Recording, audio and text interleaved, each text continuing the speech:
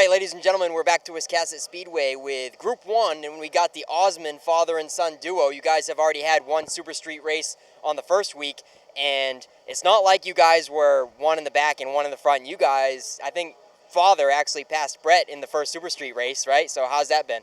I mean, I wouldn't be proud of that. I found a lot of issues with the car. The car is new, so we got the issues worked out, and now we're really close to speed. So, I mean, I got to get used to it. He's just another competitor. I know he'll treat me that way, so. But you're not afraid to beat him, right? No, because if I don't, I won't hear the end of it. So. Is that true, Brett? That's true. You're gonna do all the trash talking? I usually do. he has for a while now, but he knows. All right, so it's James and Brett. And James, you've been doing the Coastal Race Fabrication as kind of a side gig. A hobby, really. A hobby business. Yeah. Is it ever going to be full-time, you think? I don't know. I just do it for friends, and we trade off of labor and stuff. I mean, I'd like to make a go of it someday, but I don't want to do it because I'm worried I'll get burned out of it. Because I still love race cars, and I don't know. You see some of these guys that do the chassis, and they don't even come to the track anymore, and it's I don't know. It's to be determined next year or two. So. Yeah, of course. You don't want it to get to that point, but you guys are running 2 Supers on Group 1, and then Brett's running the late model in Group 2, right? You're not running anything on Group 2, right? So, Brett, how's the late model going? It was good until I got tossed. What happened? I forgot about it. Had a half-degree camber in the right rear, which is how we bought the car. Right, we didn't know. We didn't know it was in there. I mean, yeah, him and I owned that car together. We bought it off Logan Melcher. Not blaming Logan. No. I mean, I should have looked, So we had a half-degree camber pin, and they did their job, and Tech's doing great this year, and I'm all for it if they're going to do it to everybody, so I'm good with it. Oh, okay. I see what you're saying. So how did you finish? Finished 5th, and you got booted in Tech for excessive camber? Yeah. That is right. Okay, Yeah, so we're not allowed any, and it had 0.5 degree, so. No camber in a late Not model? on the right rear. Oh, rear. Yeah, Okay, rear. makes sense. No rear camber. Yeah. That totally makes sense for me. All right, so, well, Osmond boys, how's the cars going today? Brett? Better than it was last time. Hopefully we can get a good run today. We've been, I think, top 3 in the speed charts. They feel comfortable, so we'll see. We're starting right near each other in the heat, so we'll see. This might be the first time we actually get to race, so, without one of us having handling issues or whatnot. So this should be a good time. All right, look forward to it, guys. Good luck today. Thanks. Next up, Noah Haggett. He's got a Brett Osmond t-shirt on as well, so you sporting the Coastal Race Fabrication setup? Oh yeah, James helped us out quite a bit, but me and Brett have been friends since we were little kids, so that's why I got it on. When are you going to get your own t-shirts? Hopefully soon, but maybe. We'll see. All right, Noah Haggett in the number 54 Super. Is this your second year running Supers? I ran 2 or 3 races last year, but Basically a rookie season for you, right? Yep, pretty much, yeah. How you liking it? It's going pretty good so far. We got a top 5 the first week, but still a lot to gain, so we'll see. Hopefully it goes a little better this week. It feels better, so just lacking bite off the corner, but hopefully I think we've got it figured out a little better, so. Is the track warmer, greasier than previous weeks? Yeah, honestly, it was wicked loose last week, and we tightened the car up, so it feels pretty good. But times are slower, but everyone is, and we're right up there on the charts, so hopefully it stays that way. It looks really good out there, Noah. Some good pictures of it digging really good out on the track. Great looking graphics, and I did see you making some passes. I don't think you were going backwards. You were climbing to the front slowly but steady, so hopefully a little bit better today. Yeah, hopefully we'll gain a few spots this week and go from there. All right, good luck today, Noah. Thank you. All right, Nick Hinckley, week 2 for you. The first week, you weren't allowed to use the garage, is that correct? I don't think. We could have got over here, but we didn't have all our stuff moved down here yet, so we ended up getting in last week, and it's a pretty good gig. Now, this is the first one that I've noticed has the lift in the pad. Do all of them have that, or is that something you guys put in? Yeah, they'll all have it eventually, but right now this was the only one that has it at the moment. But every single one of these bays they got the pots in them, and they're going to be recessed in. So nice. Well, how you liking the car today in practice? I've tried a few things. Haven't really been that good, but I think we're gaining, and I know after the heat race we're going to figure out if we're scrambling or not. So how'd you finish in week 1? Was it a second? Third Third place in week 1. All right. Hopefully you can improve a couple today, Nick, and good luck today. Hey, thank you, man. All right, well, I came over to the McKee Motorsports pit, hopefully to talk to Garrett and your brother Jack, but Jack has stepped aside for a second. So we just got Garrett here, and you came off of a career best modified finish last week. What was it, 5th?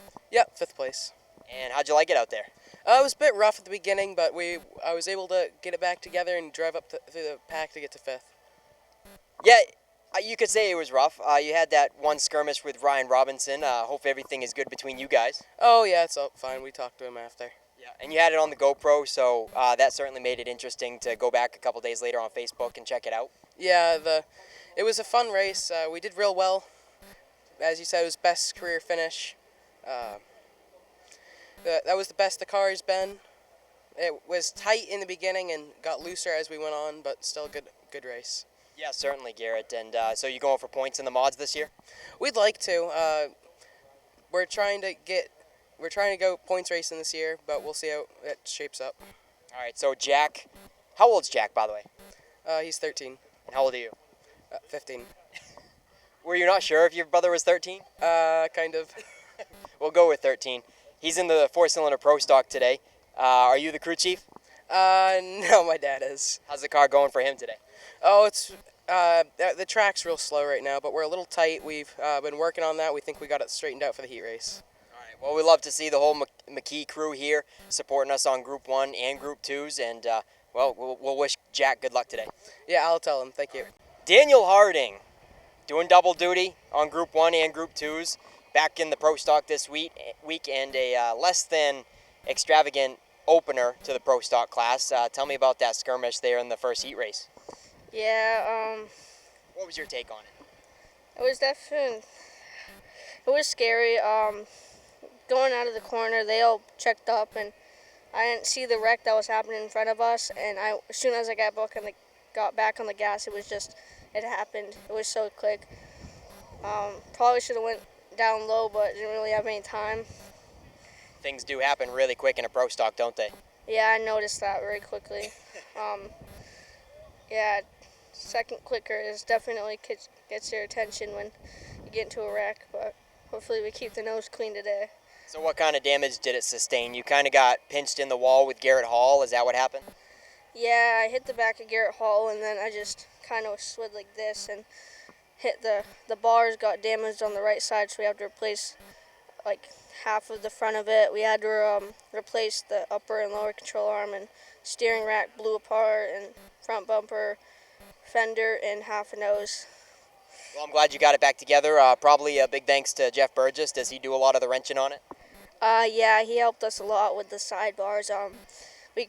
Me and Dad couldn't really get figured out, so he stepped up and did it really quickly. All right, Daniel, we hope to see you running up front today. Thank you. Josh St. Clair, real quick. Yeah, I know. It's his birthday. That's why we wanted to chat with you, Josh. And fastest on the speed charts right there, so hopefully going to be a pretty good day for you. Yeah, I hope. We're going to be in the back, and I had 4 new ones on, so if it wasn't fast, I was going to be a little disappointed. But we'll see. I don't know who else put new ones on, but it has speed right now. The Pro Stock and still running the Super as well? Yeah, that thing slowed down a little bit, but it's got the same tires from last week, so we'll see what happens. Track's hot. It's a little bit slower than it has been, but maybe I'll get a birthday wish. Got anything exciting going on for your birthday tomorrow? No. No better place to be than the racetrack, right? That's right, and yard work tomorrow, so there's nothing exciting anymore. All right, Josh, good luck today. Hey, thanks, bud. Next up, we got the 84 Pro Stock, Jamie Wright, and just told me to, my knowledge that you changed the motor the night before the first week, 2 weeks ago. Yes, we came over here Friday afternoon and we made a grand total of 16 laps. Great. And going into 3, it just started to come apart and lock the rear tires up. And thankfully, we had the old motor sitting underneath the bench and dragged it out, changed everything over, and made it here for opening day. Didn't really have a whole lot of time to try anything new, get any bugs worked out, but still happy with 4th. Car came back in one piece, not even a scratch on it, which is a first. So yeah, everything worked out relatively good, minus the motor. But yeah. Well, going into turn 3, and you said locking up the wheels and blowing a motor. Did it come close to hitting the wall or anything? Because that can definitely be a hairy situation. Yeah, it felt like it. Usually when you get sideways enough and you stand on the throttle, you kind of push yourself off the wall. But it doesn't work when the motor's not running. But thankfully, I think I was a groove or so off the wall and ended up down at the bottom of the track and kept all the fenders and clips and everything intact. So that's a good part. Yeah, that's more than a couple of other people could say about week 1, right? Yeah, it sucks to show up opening day and end up with a bent clip. For sure. All right, Jamie. Well, how's she going today? It's going pretty good. We made some changes. Actually got some practice time this week. Yeah. And yeah, hopefully it lasts the whole 40 laps. She lasted the whole 40. Oh, so did you put the good motor back in for this week? No, this is still the old motor. I think it's got like 5 seasons on it. It's a little down on power. But no, it runs and we'll see how it works. So when do you expect to get the new motor in? You getting it freshened up, rebuilt or whatever? Unsure at this point. I don't think that old one, there's much saving that. There's not much left of it. So this one might stay in for the whole season? Hopefully not. It's really down on power. All right, Jamie Wright, good luck, my man. All right, thank you.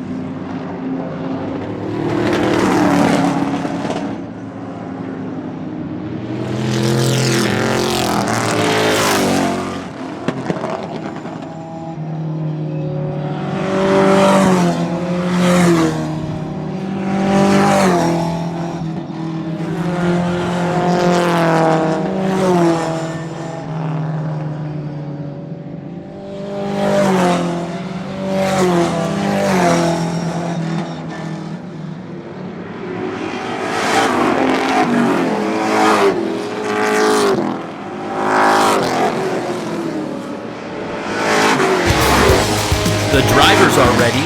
The crew is ready. We hope you're ready too. It's race time at Wiscasset Speedway. Get settled in, folks. The show starts now. Hey, shake it back, gal! Woo! Shake it back! And with that, a good afternoon, ladies and gentlemen, boys and girls. Welcome back home to Wiscasset Speedway here for week number 3. It is our first night race of the season. It is Coastal Auto Parts Napa night tonight here at Wiscasset Speedway. We appreciate Michael Bowles and the whole crew here being with us this afternoon, this evening, as we bring you Group 1. The Sweats Concrete Thunder 4 Minis are our spotlight division tonight. We also have action tonight in the Norm's Used Cars Pro Stocks, the Brackets Market 4-Cylinder Pros, and the Goslin Insurance Group Super Streets. And our special guests tonight are the Wicked Good Vintage Racers. They got the Outlaws and the early late models in the house with us tonight. Field crossing over, ready to go. This is the first of 2 heat races for the Thunder 4 Minis. Michael Golding will start in the point in the 26, with Ryan Stillwell outside in the 81. Chess Williams is in the 46 with Mickey Landry Jr. in the number 7X. Bruce Hall Jr., he was last year's Rookie of the Year in the 57. Donnie Fletcher in the 88D, Gunnar Jocelyn in the number 25, and Ricky Austin in the 42X will fill out the field here with heat number 1. This will fill the front half of the field. We'll explain more about that in a moment. But right now, I'm going to turn it over to my partner in crime, Nick Huff, to give you all the heat race action. Thank you very much, Ken. What a beautiful day it is. And as Ken mentioned, it's going to be the first night of the season where we turn on the lights for some Saturday night short track racing. Here we go, kicking it off with the Thunder 4s, and it's Ryan Stillwell and Mike Golding side by side. And Mickey Landry in the 7X wants to make it a 3-car battle up front. A 3-car breakaway as he scoots underneath the 81 of Ryan Stillwell to climb up to second. Mike Golding tries to put some distance on him and the rest of the field. And the 88, Donnie Fletcher, coming into the mix as well, closing the gap on Stillwell for the top 3. While Landry tries to close the gap on Golding for the top spot.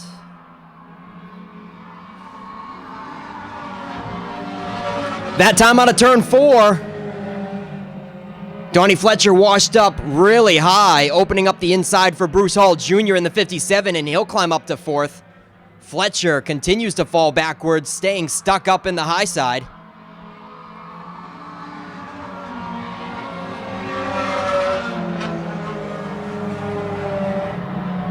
Halfway flags will be shown this time, and it's a 2-car breakaway for Golding and Landry. Landry is tightening it up just a tiny bit, but he might run out of time with only 5 laps to go.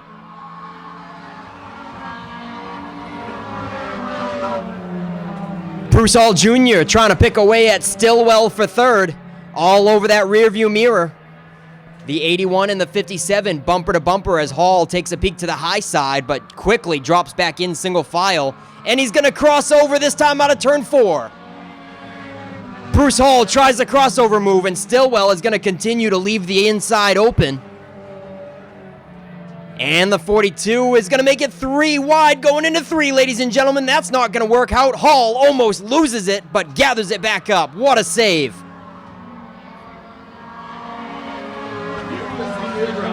Ricky Austin in the 42, not giving up. He'll look to the high side of Hall now for the top 4. Currently rounding out the top 5 with 2 to go this time. He'll cross back underneath.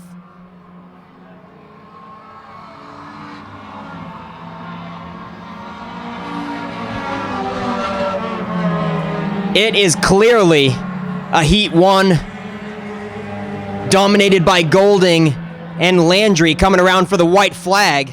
Stillwell looks comfortably in 3rd, but they're still duking it out for 4th. Ricky Austin trying to find some real estate around Bruce Hall Jr.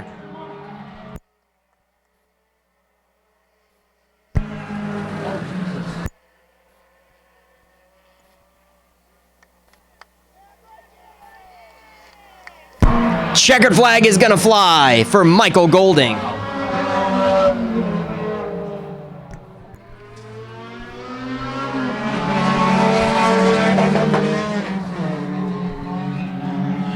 Derek Cook in the 88. Zach Audette right up tight on the rear bumper. He'll follow up the inside underneath Shane Weber. And Shane Weber is going to fall victim to Adam O'Neill in the 14, it looks like.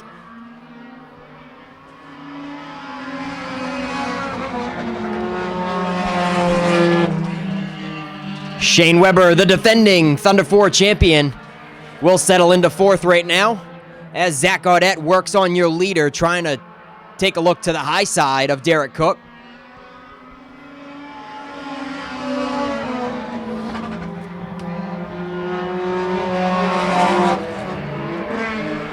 Derek Cook looking stout, giving Zach Audette a run for his money.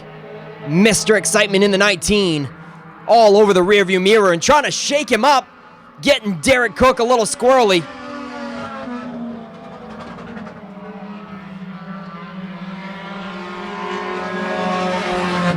Derek Cook had his hands full coming out of turn 4, but he has gathered it back up and now puts a car length between him and Audette this time.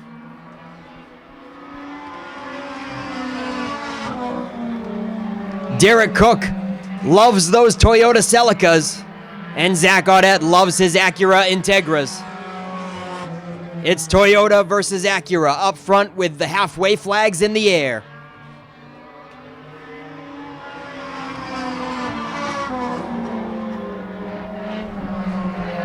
Shane Weber not looking like his usual self, unable to maintain with the top 3 tonight in the 7 car.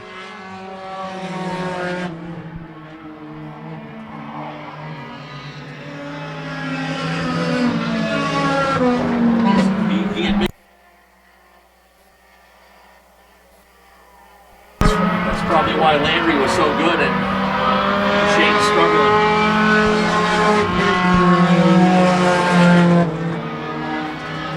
3 laps to go. Derek Cook and Zach Audette continue the battle up front. Adam O'Neill comes to us from Oxford, maintaining in the top 3. 2 laps left. Zach Audette continues to try the top side, and maybe he can make a pick out of this lapped car coming up. Kyle Moore in the 29 is going to go a lap down. And it's going to play out in favor for Derek Cook that time as the white flag is going to wave.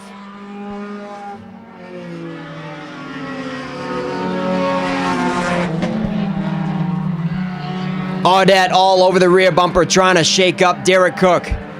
Cook remains unfazed. One more lapped car is going to come into play right before the finish. Oh, we're going to have a barn burner, folks. Zach Audette to the infield. Derek Cook hangs on for the win.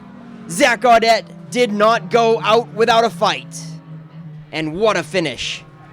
A little taste of their spotlight feature to come this evening.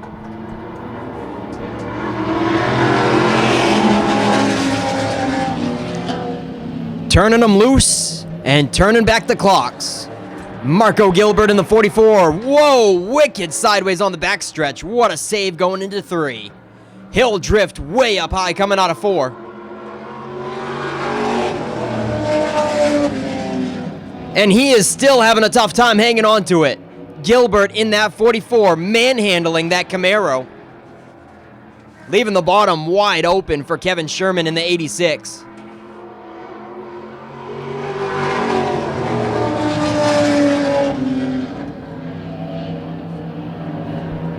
Here comes Osmond in the 75, on the high side of Sherman to take over second. As Gilbert in the 44 remains up in the marbles. I guess he likes it up there. Osmond's gonna slip underneath. And the number 75 of James Osmond will be your new leader at lap number 4, this time at the line.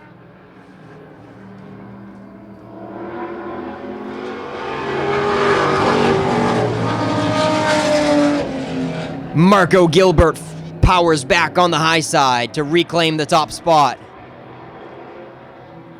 Osmond losing ground on the leader and keeping it a side-by-side battle for second once again.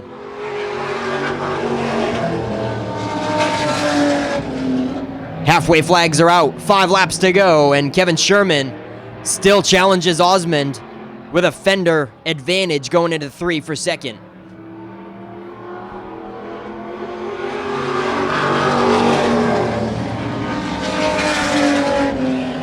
Doug Picard in the 61 on the prowl remains behind that 2-wide battle of Osmond and Sherman.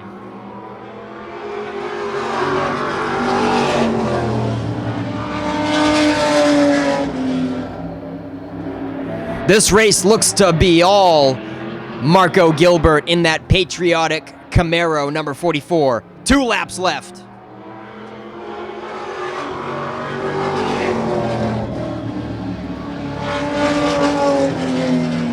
Marco Gilbert pushing cushion up there in the 3rd groove, keeping the dirt off the 3rd groove for the other divisions possibly to race up there. White flag in hand. Osman now reclaims second. Kevin Sherman left to fend off the challenge from Doug Pickard for third. The checkered flag is going to fly for Marco Gilbert.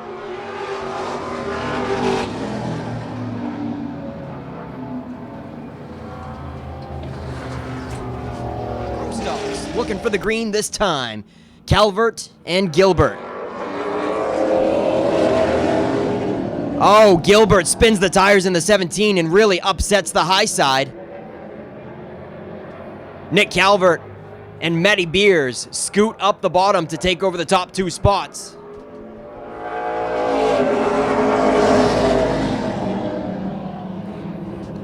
Andy Gilbert will pull out of the way and let them motor on by. Miller Buzzell up to third. Logan Melcher working the high side in the 41.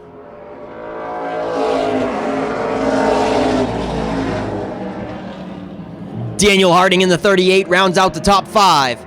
We are tire to tire for third place. Melcher working the high side and making it work.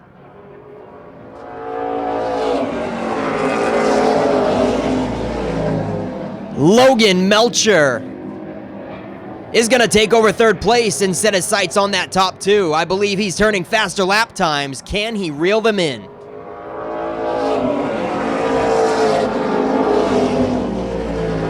Logan Melcher, the fastest car on the track right now, 14.9.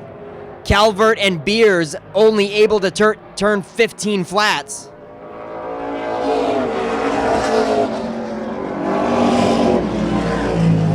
Logan Melcher, 1/10 of a second faster than the top 2. He is reeling them in a hurry, but only 5 laps left to do it.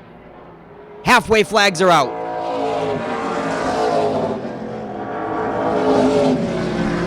Oh, we got the piggy flag being waved to Miller Buzzell, hogging the track over Daniel Harding, and he is told to pick a line.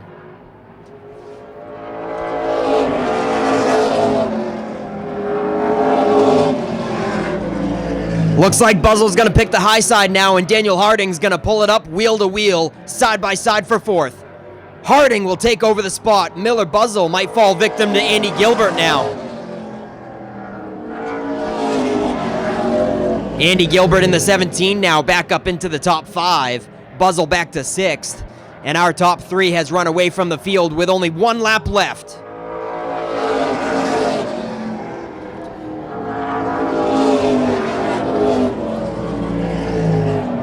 Can Nick Calvert be a heat race hero? 2 corners to go for Nick Calvert in the 07. He'll pick up Pro Stock Heat 1.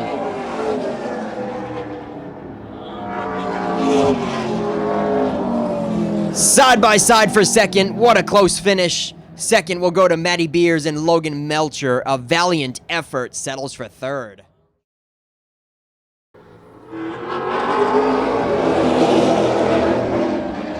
And we are green with heat number 2 for the Pro Stocks, brought to you by Norm's Used Cars.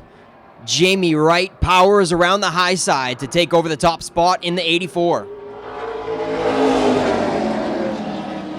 The birthday boy, Josh St. Clair, follows in the 14. Dan McKeag Jr. rounds out the top 3 now as we're side by side for the top spot. Here comes Josh St. Clair.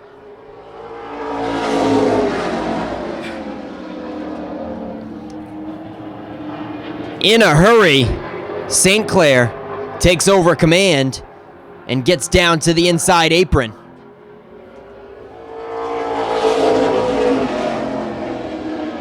Trouble for the newcomer. Brandon Fowler heads to the pits early in the 72. Side by side with last week's feature winner, Kevin Douglas and Nick Hinckley. Both of them stacking up behind Dan McKeag Jr. Oh boy, McKeag is keeping him tight behind him. Kevin Douglas takes a peek to the inside. Halfway flags are out. Josh St. Clair looks nice and comfy, cozy up in the top spot now with 4 to go this time at the line as Kevin Douglas is going to crack the top 3.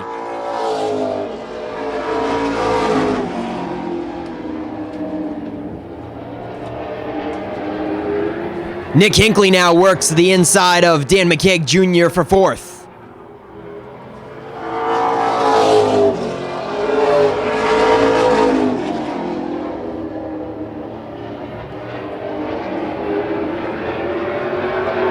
Two laps to go, this time for Josh St. Clair.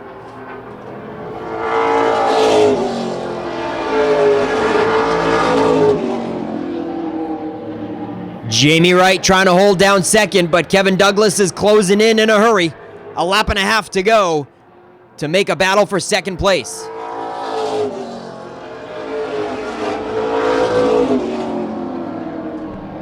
Final lap now. Josh St. Clair looks to have this one in the bag. Jamie Wright looks pretty comfy cozy in second. And last week's feature winner and defending champion, Kevin Douglas, is going to take home third.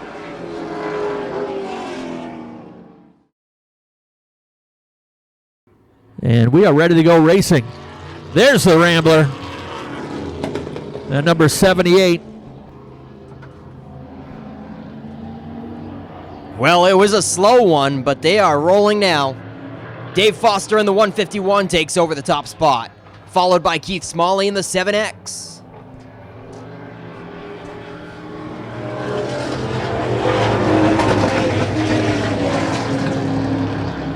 Jim Kenny in the 32 was the pole sitter, but he's going backwards in a hurry. Throwing a parachute, as they say. Norm Judkins in the 9 up into the top 3.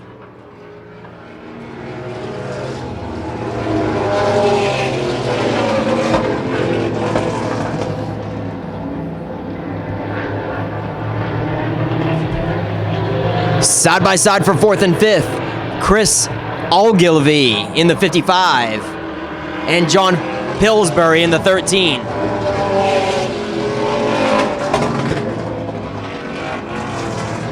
And they're keeping it going, running side by side all the way around the track.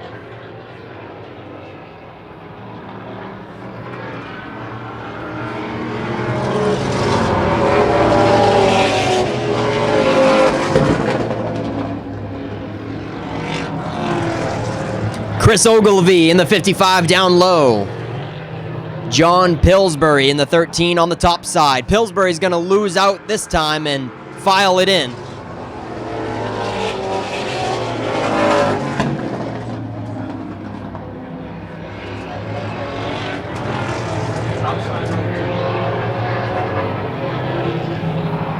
Now the 9 is working the top side, trying to move up to second.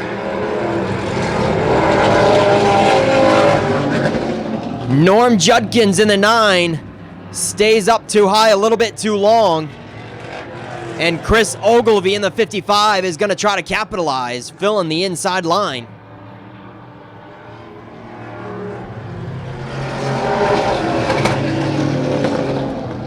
Oh, they're really stacking up now from second on back. Dave Foster in the 151 is loving what he sees back there. He's almost got a straightaway on the rest of them.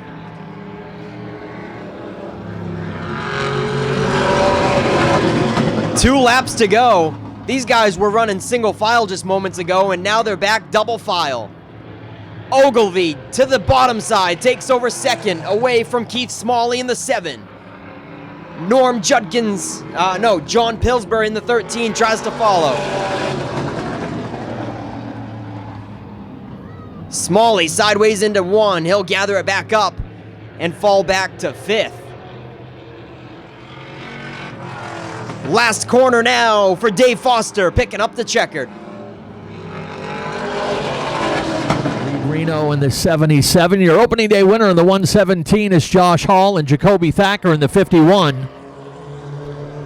One driver not able to answer the bell for the racing today. Chastity Shorty lost the head gasket in the number 19 car during practice, so they are unfortunately watching the rest of the racing today.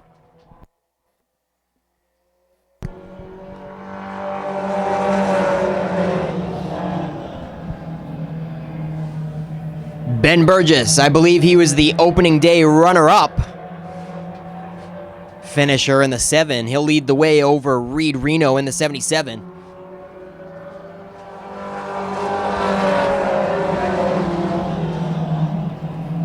Taylor Lane and Josh Hall duke it out for the top 3. Hall in the 117 with a slight advantage going into turn 3, and it looks like he'll just about clear Taylor Lane for 3rd.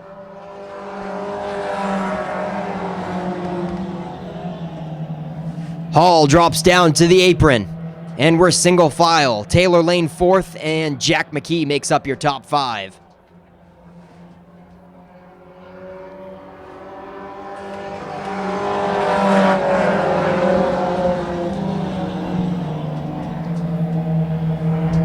Right there in the top 3 now was your opening day top 3. Josh Hall was the winner. Reed Reno came home 3rd on opening day.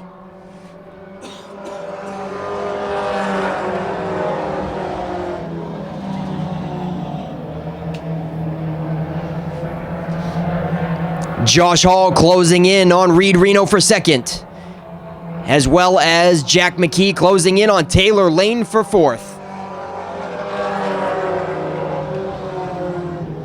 Picking up the draft, Jack McKee tries the slingshot to the high side of Taylor Lane, the rookie, in the McKee Motorsports number 28. Josh Hall as well tries the high side of Reed Reno.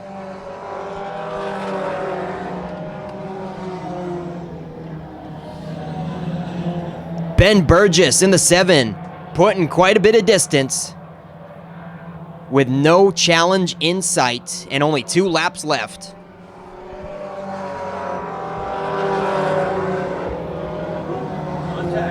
Little contact on the front stretch between Jack McKee and Lane, and McKee will take the spot, moving up to 4th.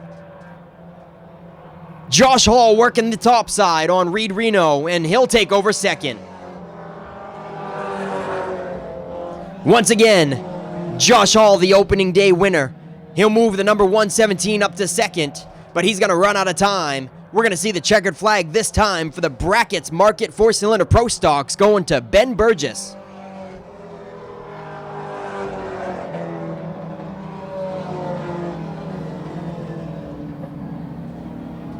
Got our full complement of 8 cars. Heat number 1 for the Super Streets.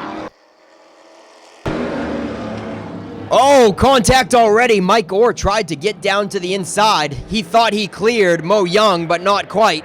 Mo Young had something to say about it, and now he'll reclaim the top spot in the 03.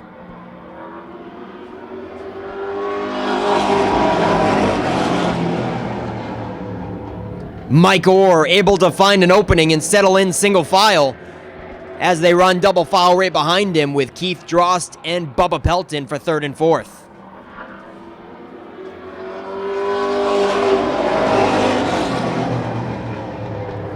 We got a race up front.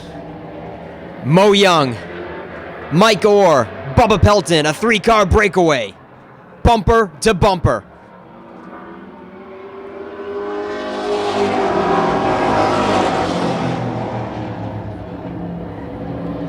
Keith Drost holds down 4th, and we're side by side for the top 5 spot. Kevin Sherman in the 11 and Nick Morton in the 00.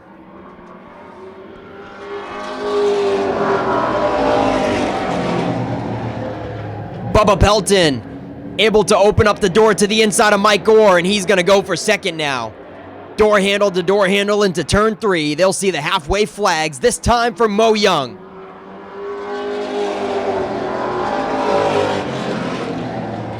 Pelton takes over the spot, and he's not done yet. He quickly crosses up to the high side of Mo Young. He's going for the lead.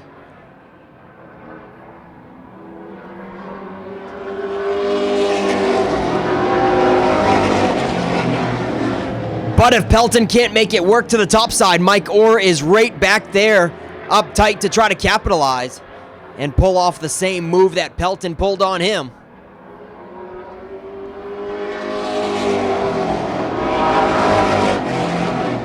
He's going to do it.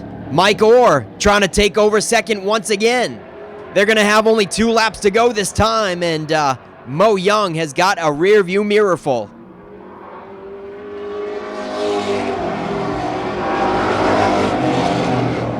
Nick Morton climbs up to 4th now around Keith Drost.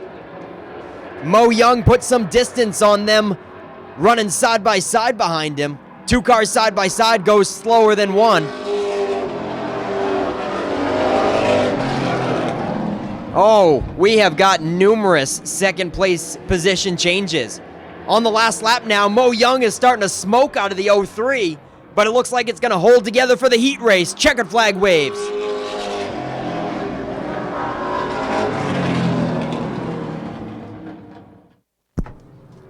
Final heat race of the evening.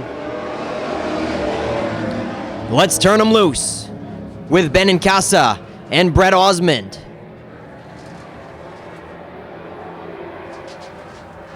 Osmond working the top side and just about clearing Benincasa. Benincasa fighting back hard down low. And here comes Noah Haggett trying to follow one of his good buddies, Osmond, on the top side. Osmond's going to clear Benincasa and get down on the apron.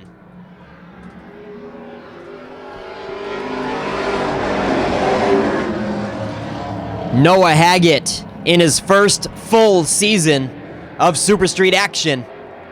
He'll follow Osmond up to second and get down on the apron as well.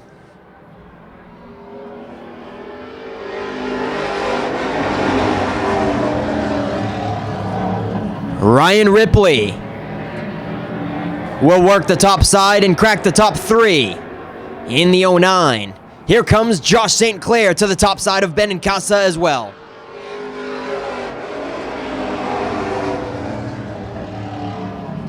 The opening day feature winner and the birthday boy, Josh St. Clair, now up to 4th in the 33. Halfway flags are out for Brett Osmond.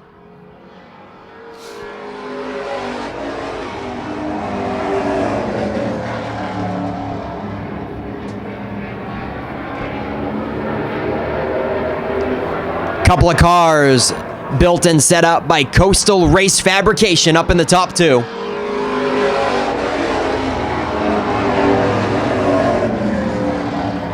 And the owner of that business, Coastal Race Fabrication owner James Osmond, now cracks the top 5 in the 05 car.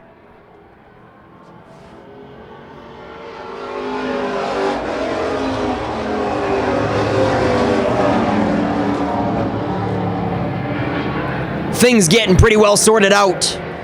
Running single file here in Super Street Heat number 2. 2 laps to go for Mr. Osmond in the 05.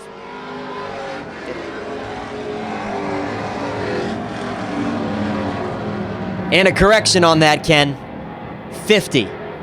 It's going to take some getting used to, saying a different number than 05 for an Osmond boy.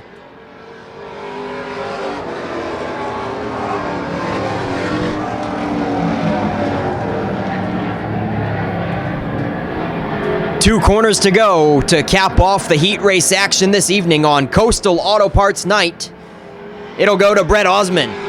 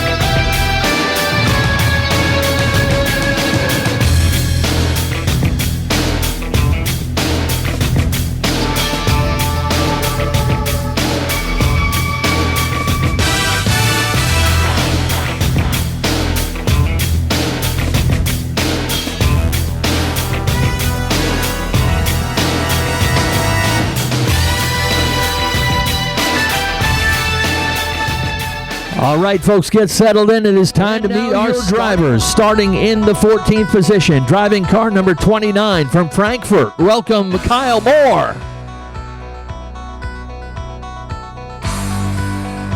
Starting in the 13th position, driving the number 17, all the way from Comanche, Iowa. Welcome, Andrew Arlen. In the 12th starting position, driving the 14X from Oxford, welcome Adam O'Neill. Your opening day winner starts in the 11th position, driving car number 19 from Norwich Walk, welcome Zach Audette. Your reigning Thunder 4 Mini champion starts one position better in the 10th spot. Starting in car number 7 from New Vineyard, welcome Shane Weber. Your winner of heat number 2 starts in the 9th position. Driving the 88C from Livermore Falls, welcome Derek Cook. Starting in row 4 on the outside in the 8th position in car number 46 from Hope, welcome Chess Williams. Inside, starting 7th in the 88D from Farmington, welcome Donnie Fletcher. To row number 3 on the outside, starting in 6th in the 42X from Norwich Walk, welcome Ricky Austin. To his inside, starting 5th in car number 25 from New Vineyard, welcome Gunnar Jocelyn. Row number 2 on the outside, starting in 4th, is the number 57 from Chesterville, welcome Bruce Hall Jr. In the 3rd starting position, in car number 81 out of Lemoyne, welcome Ryan Stillwell. And up to the front row, starting on the outside in 2nd, in the number 7X out of Norwich Walk, welcome Mickey Landry Jr. And your winner of heat number 1 starts at the pole position, driving the number 26 from Pownell, welcome Michael Golding. Folks, that's your starting lineup. Let's get our drivers strapped in and ready to race. Down to Nick. All right, Zachary, take it away. Drivers, start your engines. All right, boogity, boogity, boogity.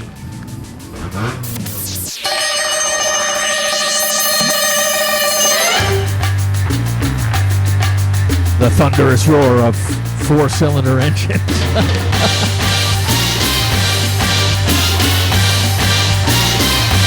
Well, one thing we do here at Wisconsin Speedway, everybody gets to be a spotlight class 2 or 3 times a season.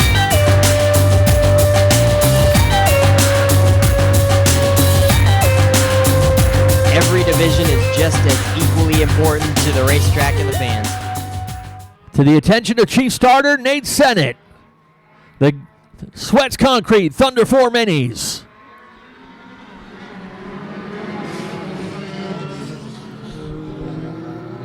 Chess Williams having difficulty getting that 46 car up to speed. Luckily he didn't get run over. Everybody shuffles down the back chute to turn number 3. Michael Golding will lead him first time around. Mickey Landry second.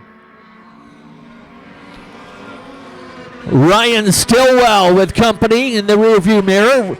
Gunnar Jocelyn and Bruce Hall Jr. side by side for position behind him. That's for 4th and 5th. Another side-by-side battle behind them. Audette's thinking about 3 wide on the front stretch, and he will do it up to the top side into turn 1. Can't find any grip out there, so he's got to settle it back in behind.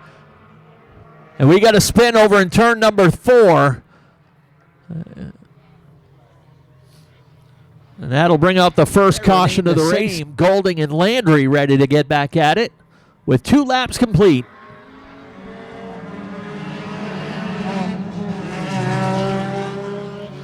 Again, Chess Williams having a little difficulty getting that 46 car up to speed, but he'll find high gear and try to keep pace with the rest. In the meantime, Golding looking strong in the early going. Audette's kind of mired in traffic right now. Jocelyn nearly gets run over in the 25. He drops anchor up on the high side, loses about 4 spots. And that opens up the high side for Audette up to 4th now.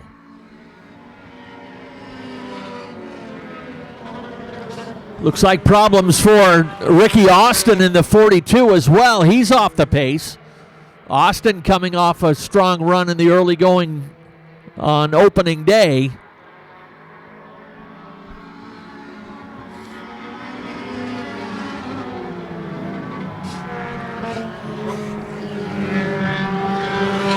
Now, just to let you know, we got to spin up to the top of turn 4. It's the 17 again, second time for him. And third strike may find him being shown the exit. Get back at it. Green flag is back out.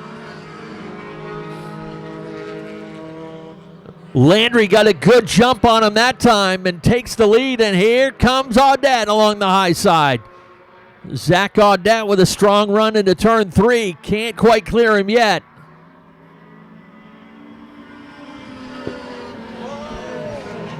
Trouble for Ryan Stillwell. Hang on to that, son. The beauty of front-wheel drive, you can just keep that thing matted and it'll drag the car right down into the corner for you. That could have been scary, spinning in front of the field.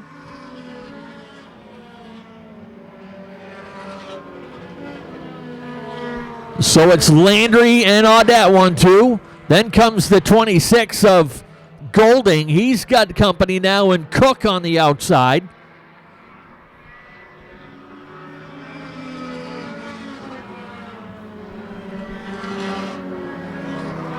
Now, just for a little housekeeping, that 7 car that's in the lead is Shane Weber's new car that Shane actually ran on opening day to a top 3 finish. Landry fit better in that car, so they made a switch. Landry's got the new car. Shane Weber's back in his old car, and he's paying the price right now, back in 8th position.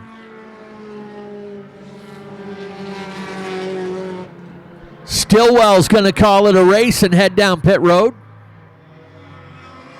10 laps complete this time by the stripe. Audette working over the back end of that number 7 car. No contact, but definitely putting the pressure on the kid in the 7. And Landry overdrives the corner, sweeps up, and Audette says thank you very much.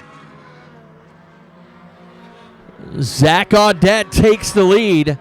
He was the top winner in this class last year, looking to go 2 for 2 here in 2023.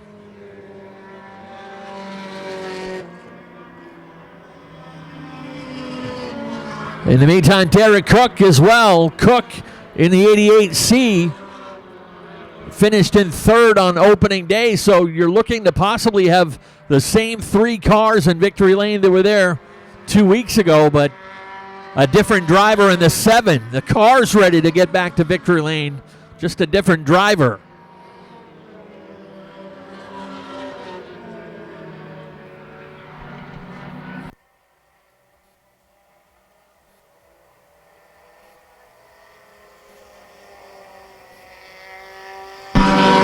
They'll work their way around the number 29 of Kyle Moore. That puts us down to 9 cars on the lead lap. Next one in the sights is Chess Williams in the number 46.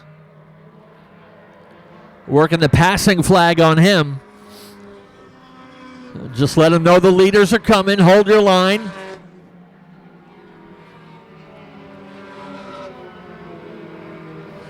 Closest battle right now is for that 3rd position. Derek Cook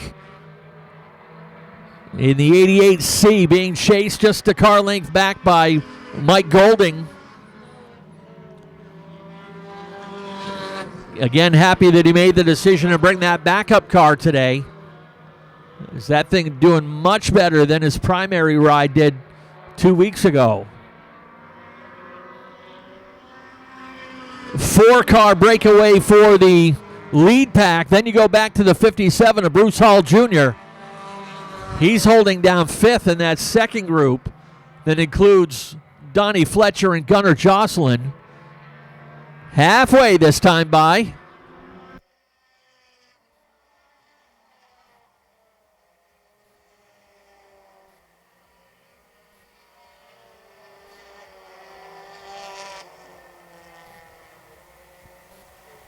These guys looking to possibly have a bigger 50-lap race later on this season.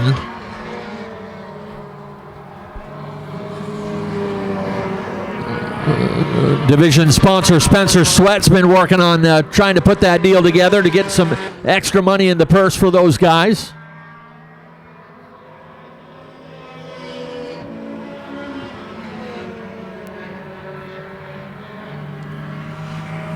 The interval now is 1.17 seconds. Zach Audette starting to stretch out the advantage over Mickey Landry.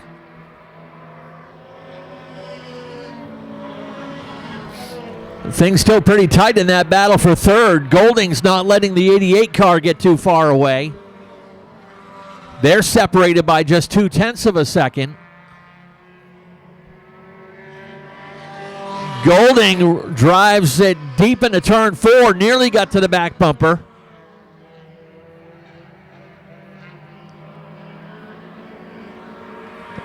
They are pretty near a half a track behind that fourth place car. The fifth place car of Bruce Hall, that is half a track behind the 26 of Golding running fourth. Almost bonus time.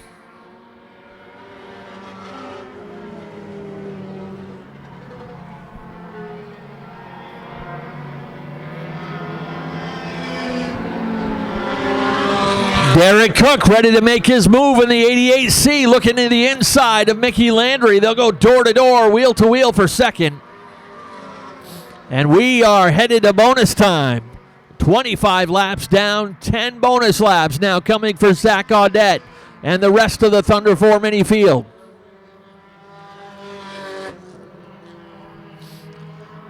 Cook trying to reload for another try in the 7 car. In the meantime, protecting that third spot from Golding. Golding so close but so far from that final podium position.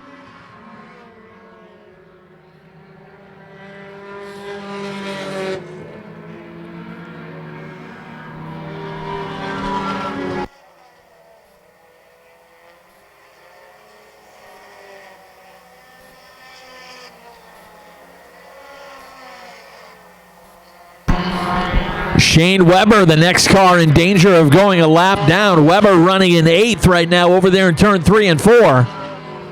And Zach Audette's within a straightaway now of the champ.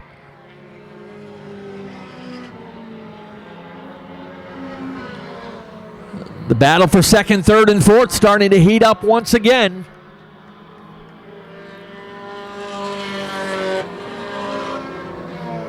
Mickey Landry coming back to racing after running super streets for a little bit too. Little contact between Golding and Cook.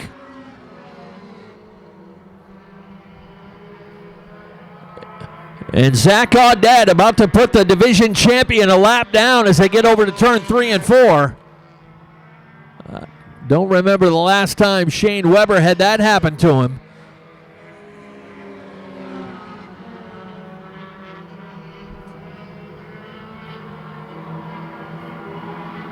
Still a good battle here for 5th, 6th, and 7th. Those 3 cars have not been separated by much or pretty much the whole race. Bruce Hall a car length ahead of the Donnie Fletcher in the 88, that red number 88, along with Gunnar Jocelyn in the 25.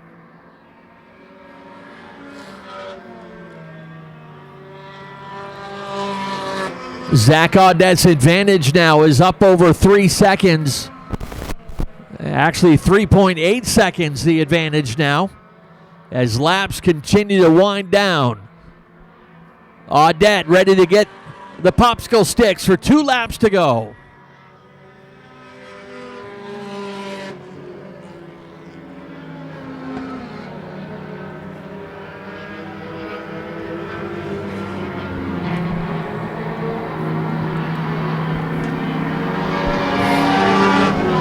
Again, we'll keep an eye on that battle for 2nd, 3rd, and 4th.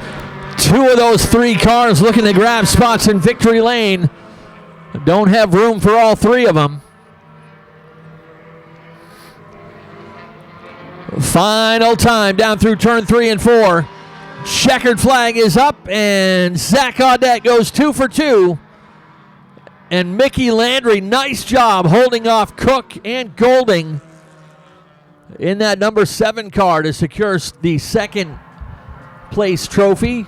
Derek Cook, 2nd week in a row for him to finish top 3. All right, same 3 cars in victory lane, although 1 driver switch. Hopping out, making it 2 for 2, Mr. Excitement, Zach Audette. Zach, we made you work a little harder for this one. I know you like passing cars. Absolutely. I have a blast in this class, so it's good to race with Mickey. I've derbied with him. I mean, he's a good driver. I'm glad he's here. Glad Derek got third again.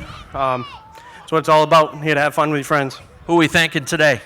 I got to thank my wife and my entire crew, Sweats Concrete, just everybody that's here, the fans. It wouldn't be possible without you guys. All right, great job. Zach Audette goes 2 for 2. Second win of the season already. Mickey Landry, come on over. Well, I guess talking to boss and letting you use this car paid off for you. The car's back in victory lane, but we got a different driver. This thing was going really well for you today. Yeah, it was horrible in the heat. I swung a bunch of stuff at it, and it worked. I got off the bottom over here, and he got underneath me. I know he would work on that for a while. Yeah, yeah. Who do you want to thank today? Shane Weber, Squirrel, he's awesome. He's on go all the time. All the sponsors on the car. It was a last-minute thing last week. He asked me to drive it, and here I am. All right, great job. Mickey Landry Jr. bringing it home there. It says Squirrel Jr. I thought we'd call him Chipmunk or something. But Derek Cook, welcome back. Third again, but a much more eventful race for you this time. You and Golding and Mickey put on a great race. Yeah, that was definitely some of the funnest racing I've been in in a while. I'd like to thank Coastal Auto Parts for throwing this on. I'd like to thank Shane Weber. This is his car, and it's awesome he's let me run it. I'd like to thank my girlfriend, Mariah, Tuttle Auto, everybody else that helps. And yeah, it was fun. All right, great job right there. Derek Cook bringing it home in third, Mickey Landry second, and Zach Audette, second-time winner already here in the Thunder 4 Mini, sponsored by Sweats Concrete. We appreciate the wicked good vintage racers coming on board for our Flex division this week. We're going green.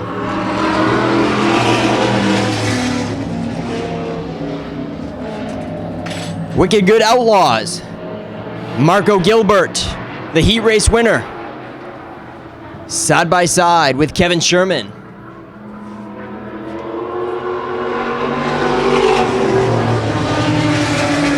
We got tire smoke and 2 cars hard in the wall. I believe an engine may have expired. That was my initial guess. Some heavy smoke down the straightaway from the inside 44 car, and he collected Kevin Sherman. Kevin Sherman up on his roof. And then James Osmond might have got a little bit of it, had nowhere to go on the 75 car.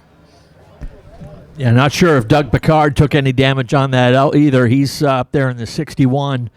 Actually, Doug had a really hard wreck on the backstretch here a couple years ago, going red flag to get our safety crew out there.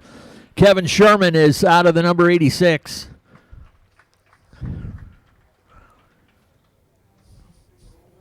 And our safety crew over there talking to our driver of the 44.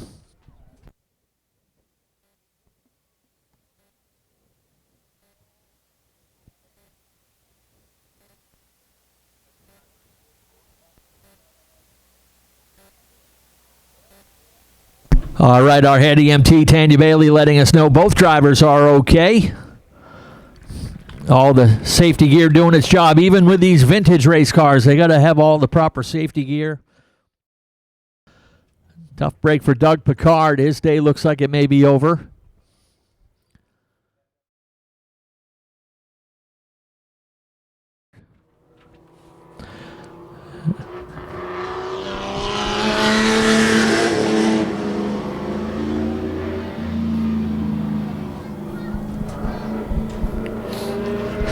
James is going to take one more ride through the speedy dry over there in turn 1 to make sure.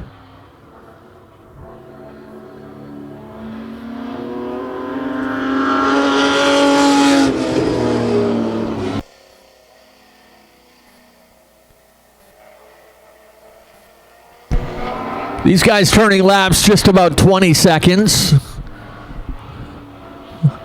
I think they might be taking a little easy this time to make sure they finish this race.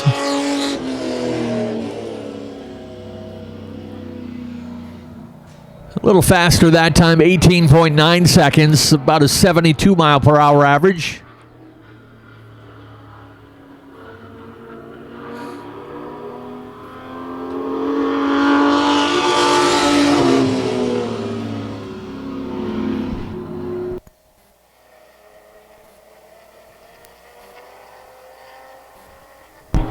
They'll get the halfway marker this time by the stripe.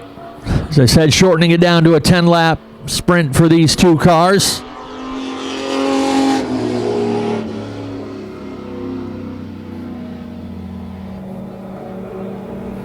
James Osmond pulling it up alongside.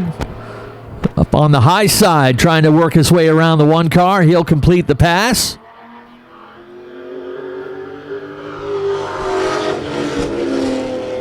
Now you see him starting to stretch the legs on that number 73.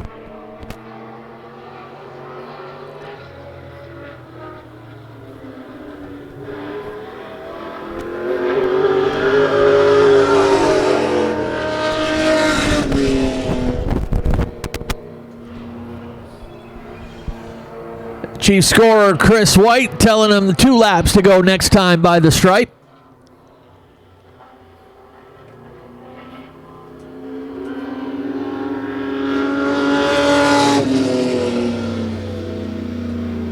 I guess James Osmond saying enough leg stretching. I'm going to race door to door with this guy again.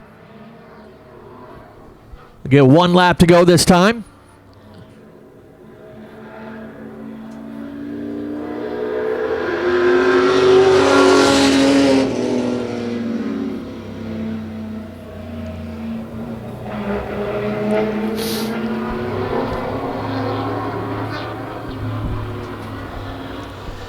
Osmond will settle it back in behind and be the gentleman, let the checkers fly on the number 1, Paul Sauquette. All right, our top 2 are down here in victory lane. Let's send things down to Nick Huff with your top 2. Yeah, thank you, Ken, and thank you to these die-hard, wicked good racers for toughing it up and sticking it out.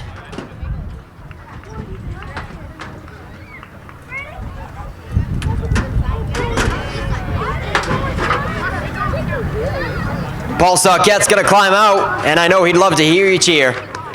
Let me hear it, folks. Paul Sauquette. Hey, Paul, why is there a different name up there? Because I got the car from Neil Martin. Oh. He's the one that put it together. All right, there's definitely a distinct engine tone. What is this, a straight 6? Straight 6.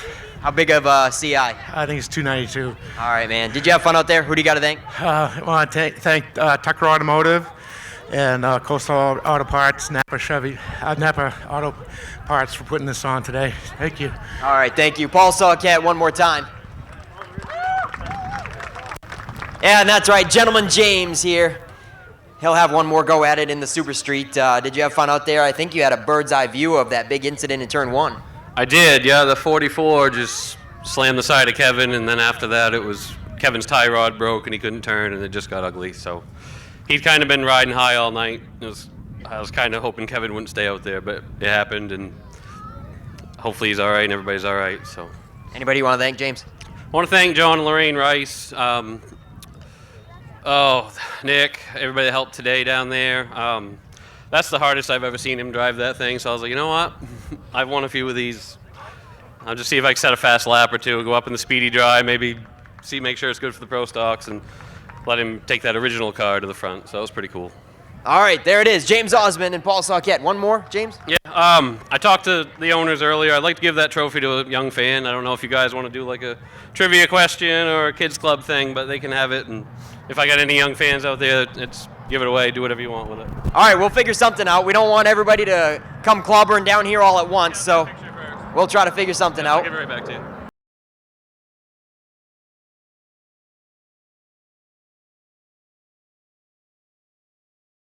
We're ready to go racing with the Norm's Used Cars Pro Stocks.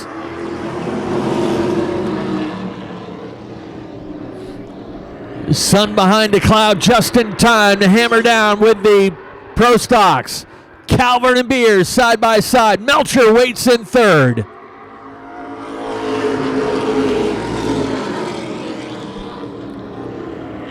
Beers hanging tough up on the high side. But Melcher starting to fill that low spot, so Beers is going to have to earn his keep on the outside.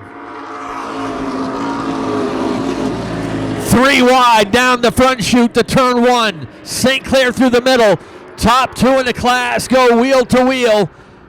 A little further back for 7th and 8th.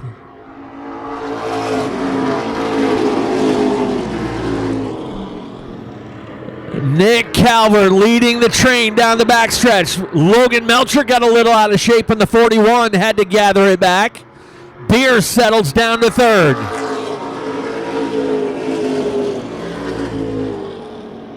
Jamie Wright fourth, just ahead of the top three from last race. Hinckley runs in fifth. Douglas sixth, St. Clair seventh.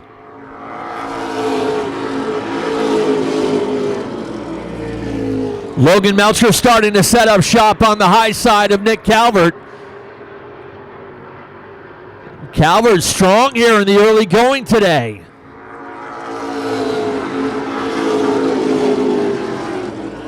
That heat race paying dividends as he gets to lead the troops down to turn 3. Little space now back to the third place car of Matty Beers.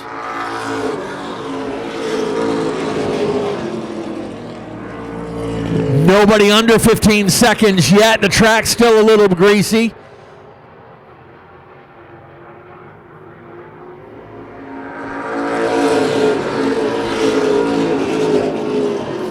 Josh St. Clair trying to make things happen on the high side. He drives around Nick Hinckley, put the 14 car up into 5th. You don't drive around Hinckley on the outside too often, but St. Clair making it happen. He moves into 5th. Douglas ready to jump to the outside for a try on the two-time champ. Calvert goes wide. Overdrove turn 4, and there goes Logan Melcher underneath to grab the lead. Fast cars trying to make their way through the field. Calvert back to second, Beers third, and St. Clair up another spot into third, up into 4th. That puts Jamie Wright back to 5th. Hinckley is 6th. Douglas biding his time in 7th.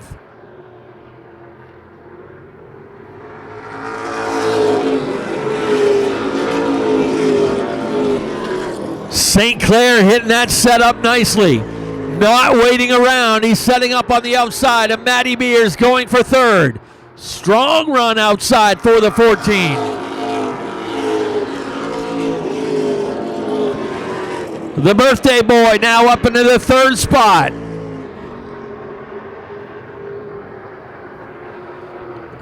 Beers shuffled back to 4th. Jamie Wright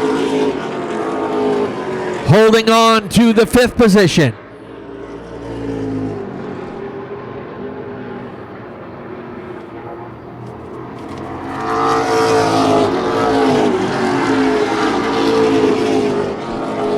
St. Clair, the fastest on the track right now, picks off another one. Gets by Nick Calvert.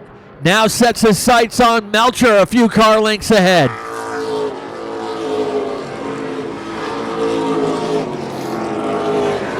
St. Clair a 10th faster at the line that time. Melcher the 15.25, St. Clair 15.16.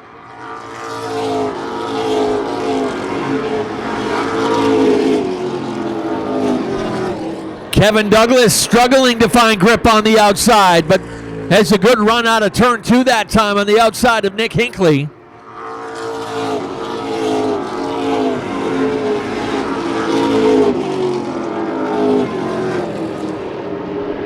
The champ is struggling a bit. That rear end bouncing around a lot in that number 18.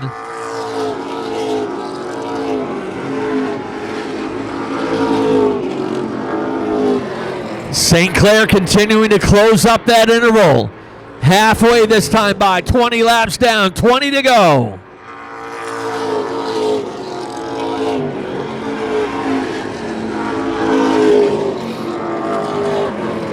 St. Clair's been a 10th faster than the leader each of the last 5 laps.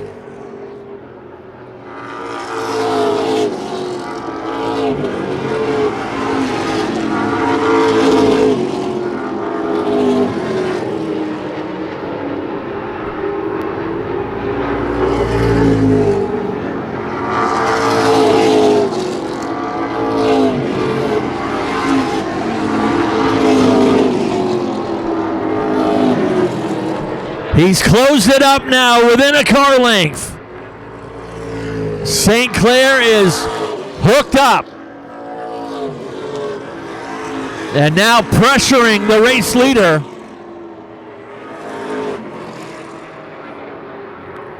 They've got the 88 of Getchell they got to get by.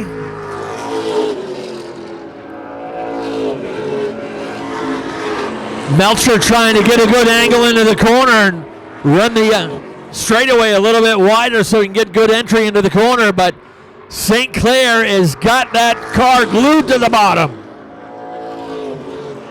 Oh, trouble into turn number 1.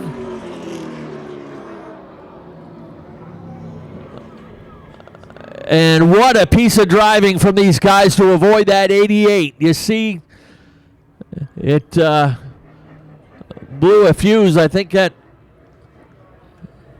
I don't know if that's the full motor or just the radiator, but we got a lot of fluid over there in turn 1. It's time to go Saturday night racing at Wiscasset Speedway.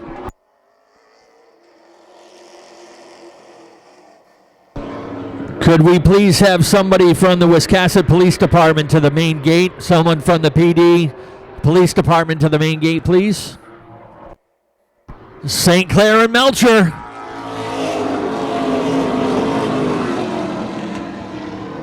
St. Clair drives out around the 41 and takes the lead. Melcher to second, and here comes Hinckley up in the third. Douglas to fourth. Calvert shuffled back to fifth. Daniel Harding runs sixth. He's there in the middle of the pack, just ahead of Miller Buzzell.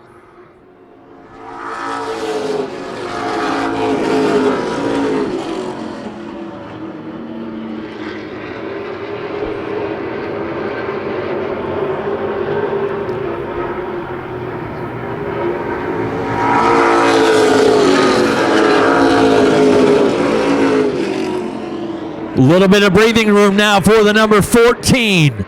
And 10 laps to go at the stripe for Josh St. Clair, Logan Melcher, and Nick Hinckley.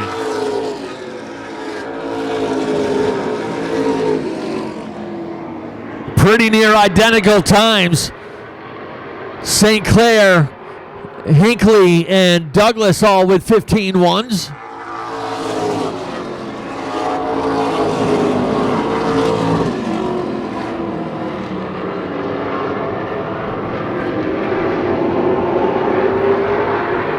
Douglas with some clear racetrack, but not really pulling in that lead trio.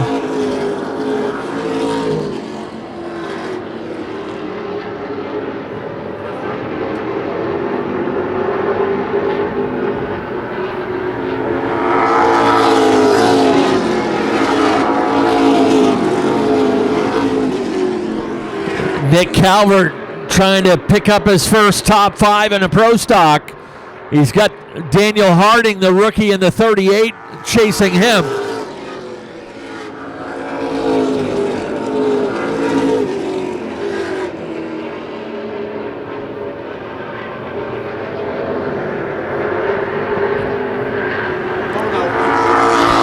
Trouble over in turn number 4. 5 to go, and the pace car heads back in.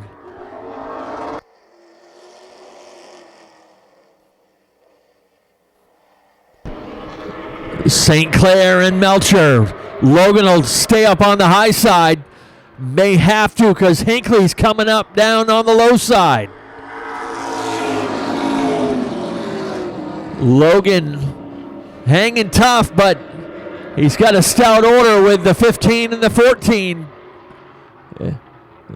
Douglas trying to hook onto that train as well.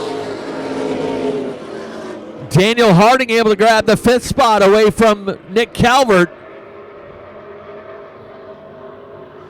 This time by 2 laps to go, and a good side-by-side battle for second.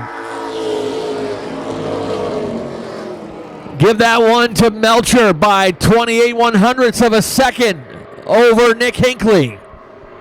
1 lap to go, 3/8 of a mile. Melcher again. Strong run out of turn 2, but can't clear him. Hinckley comes back. St. Clair will get the win.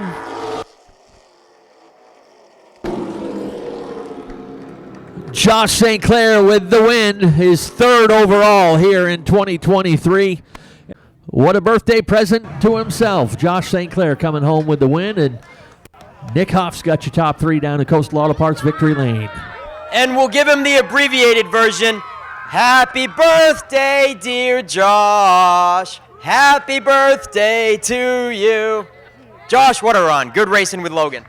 Yeah, that was good. It's good to see a couple new cars right up in the front. You know, that speaks a lot for Jeff Taylor Race Cars, and Nick is one too. So big thanks to him. This is a new one during the off season, and boy, it was so worth it. I got to thank all my guys over there: Barry, Dylan, Matt, Sam, Nate, all of them. My father, my grandfather. This one's pretty awesome, man. There's a lot of hours in this baby. I bet. Nice run, Josh St. Clair.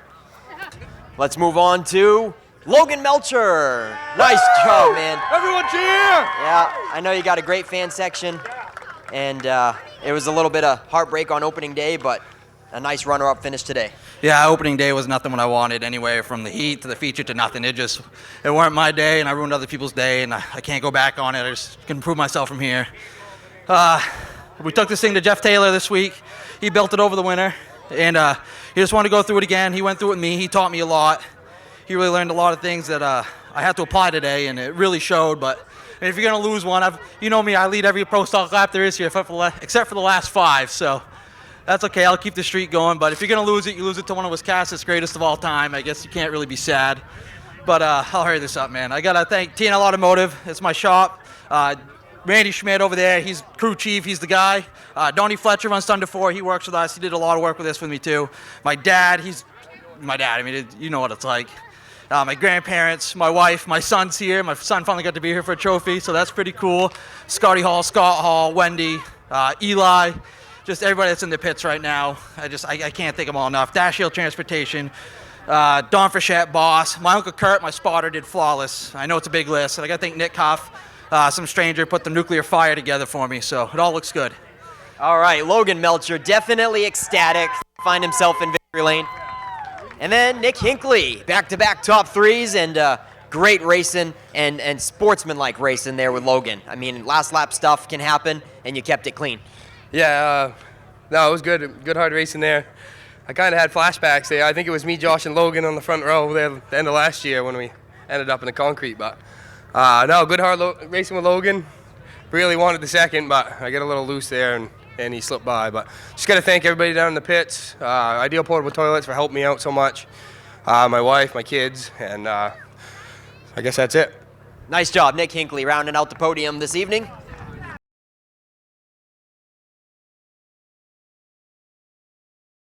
Pace cars in, and here they come out of turn number 4, ready to get this one underway.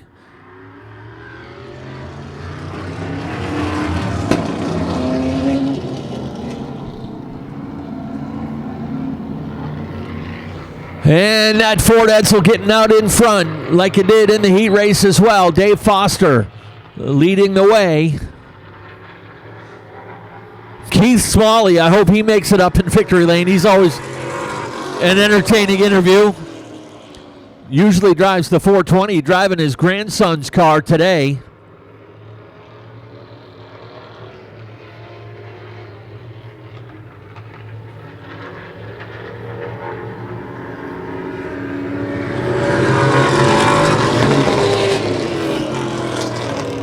.19-second laps for these guys. 70 mile per hour average around this 3/8 mile speedway. Again, just having a little fun rolling back the clock to some great race cars that turn laps around these tracks in the Northeast many, many years ago.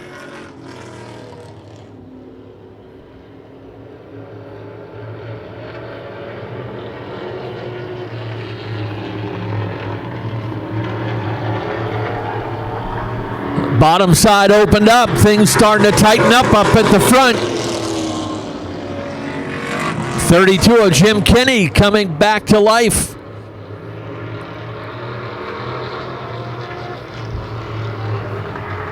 Some of these guys were racers back in their earlier days, and now joining a club like Wicked Good gives them a chance to tinker on race cars and turn some fast laps once in a while.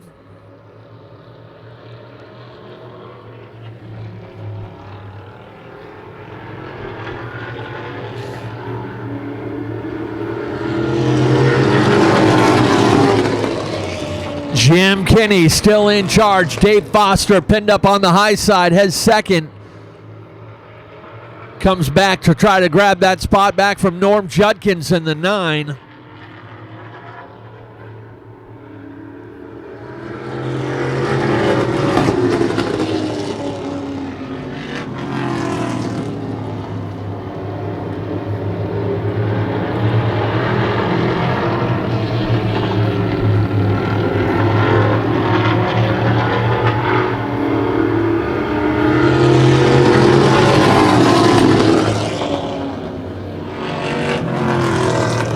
Judkins running third in that number 9 car, right in the tire tracks of your race leader. Hasn't made a move yet. In the meantime, the 151 back out around to retake the lead.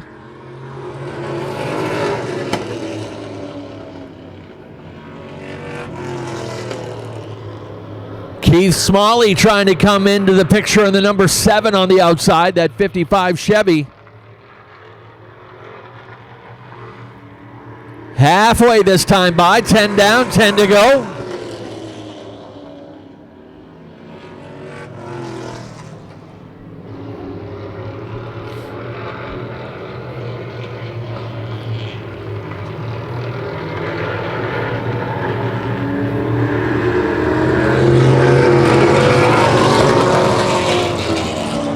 Dave Foster still holding the lead that time, but it was only by 5 1/1000ths of a second. Kinney able to get the lead for himself down the backstretch.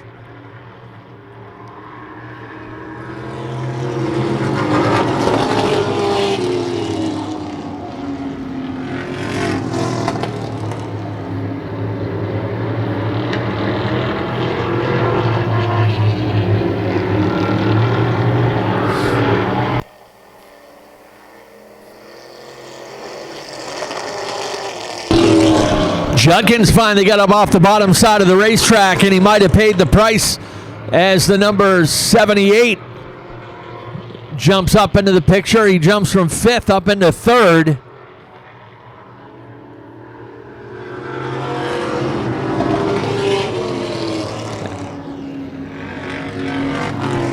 Actually, that's Parker Long in the number 87.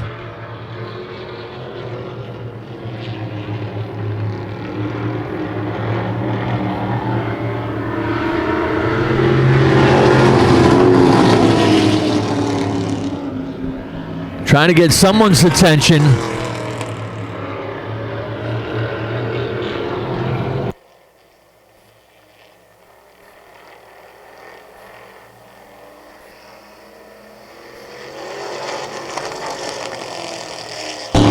Field starting to break apart a little bit here in that pack they were running in. Dave Foster, a little bit of breathing room now. Kinney still second. Got a good race there for 3rd. Parker Long in the 87. Judkins in the 9.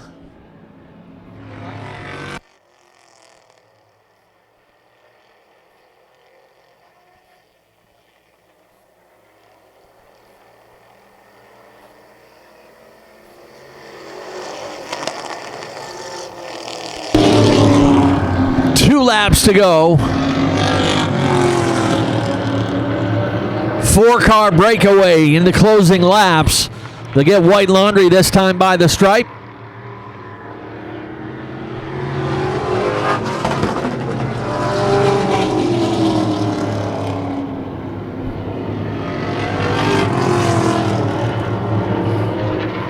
Final time down through turn 3 and 4. Checkers ready to fly. And the 151 will take the win.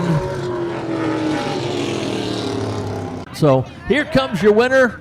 Nick's got him in victory lane. Yeah, let him hear it. Dave Dave Foster. Yeah. Dave Foster in the 151. Dave, did you have fun out there? Absolutely. Great race. It was really close. We shuffled back and forth there a few times. It was close. We worked for it. Now, were you letting them keep it tight, or were you giving it all you had? No, that was it. He got by me once, and I had to really work really hard to catch back up again and get by him again. Yeah, that was good stuff, Dave. Anybody you want to thank? MDB Excavation in Searsport. My wife Betty, my 2 sons Mark and Douglas. All the fans, of course, thanks for coming. Without your support, we wouldn't be here. And thank Team Wiscasset in its entirety and all the wicked good racers. Certainly. Thanks for coming, Dave. Jim Kinney. You got him by 3/1000ths of a second. It was a near photo finish with you guys. Heck of a show. Yeah, it was a lot of fun.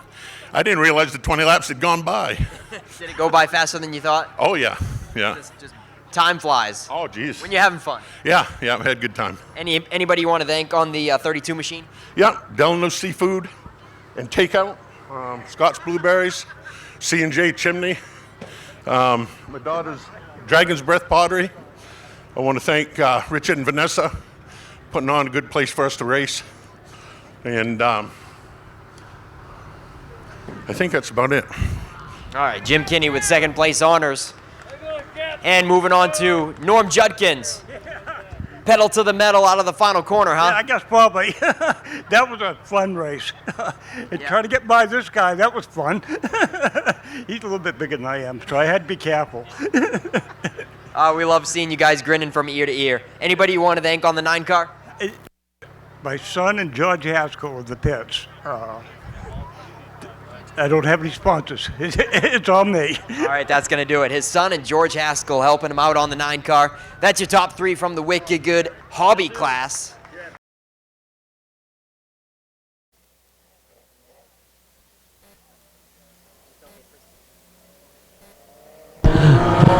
Green flag is out and we are underway. McKee having trouble getting up to speed. And he ends up spinning it here into the infield in turn 1, so no start. Half-scale cars are running about 110 horsepower Mazda truck engine in them.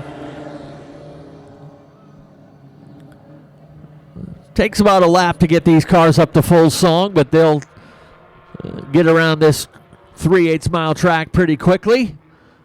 A lot of young drivers using this to launch up from go-karts. Reed Reno had been a regular over at Richmond at LST Motorsports Park in Richmond and ran 5 races in this division last year, so unfortunately not any rookie status available to him. But how about Josh Hall? Not waiting around. Hall drives around the whole field, and here he goes. I think he has a vengeance in him after that one. He's on a rampage. Lit a fire under that kid.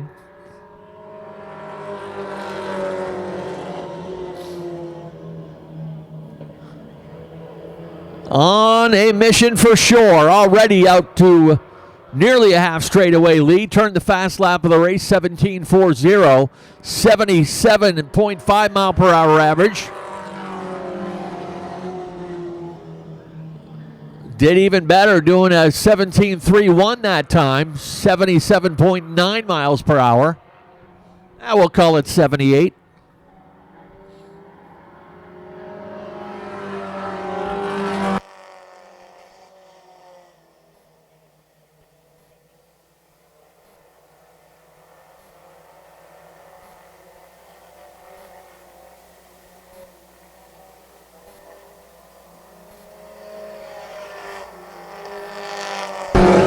Good battle there for second and third. Reno's got it right now, looking for his career best. Taylor Lane chasing in the 70 car. She runs in third, and Ben Burgess closing up on that pair. Burgess looking to the outside. Can't get a run, so he tucks it back in behind the 70.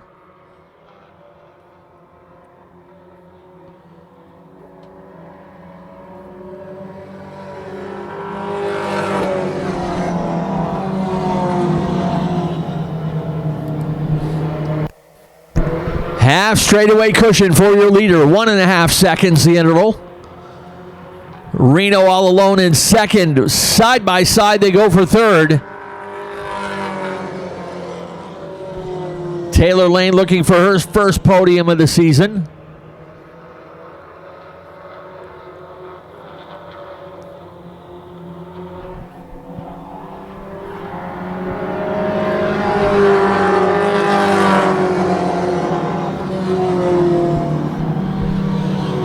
Ben Burgess running a good race on the outside of Taylor Lane for that third position,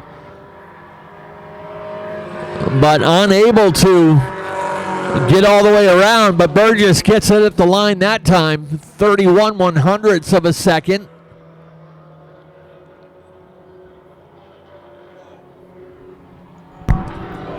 I think Ben Burgess just scraped the wall that time on the backstretch. Sparks were flying and those right side tires look white. Ben Burgess scraped the wall hard last time around. He's still coming in hot on the outside though.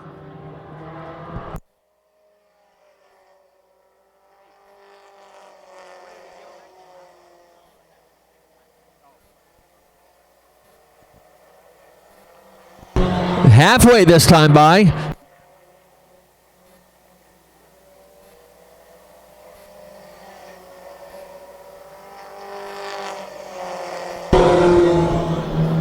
Ben Burgess gets it at the line again that time.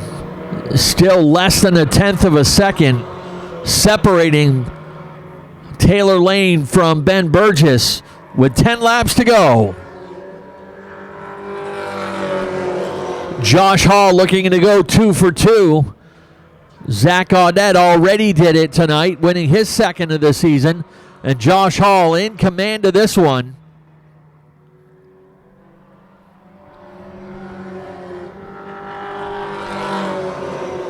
Burgess finally able to get by Taylor Lane. Now sets his sight on that second place car of Reed Reno. Reno, the fourth generation of the Reno family to race here at Wiscasset Speedway.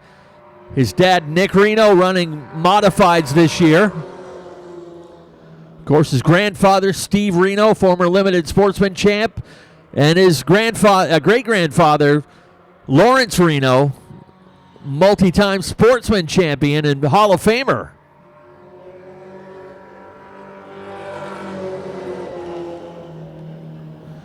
Ben Burgess showing a lot of patience, methodically working his way on the high side.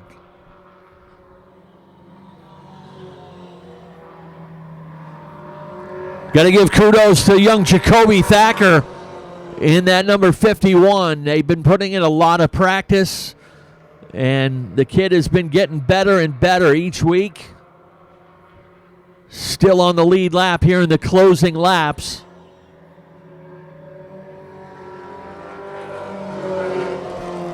Burgess gets him at the line, 56/100ths of a second.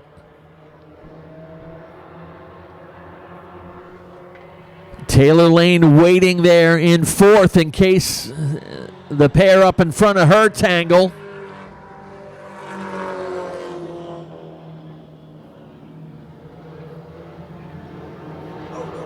Trouble for Burgess. He got kicked out of line. Great save for the kid in the 7. Reno's got second all to himself. And now Jack McKee sneaks in there to grab third away from Taylor Lane. There goes Burgess cutting bait a little early. 2 laps to go.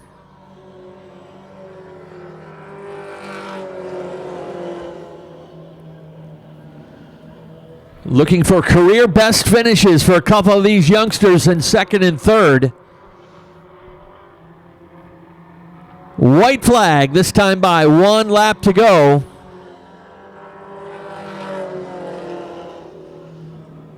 Would be a moral victory for this young kid in the 51, Jacoby Thacker, if he can finish this one on the lead lap. Josh Hall right there. Won't pressure the kid. Hall will get the win. with late models, modified, strictly streets. Outlaw Minis will be the spotlight class, and the Roadrunners as well in town. So 1 o'clock pit, 3 p.m. VIP, 4 p.m. general admission, and green flag flies at 5 o'clock next Saturday night. Let's send things down to Nick Huff in Victory Lane. Oh, and he's definitely excited about this one. He said, that is how you do it. Josh Hall, everybody.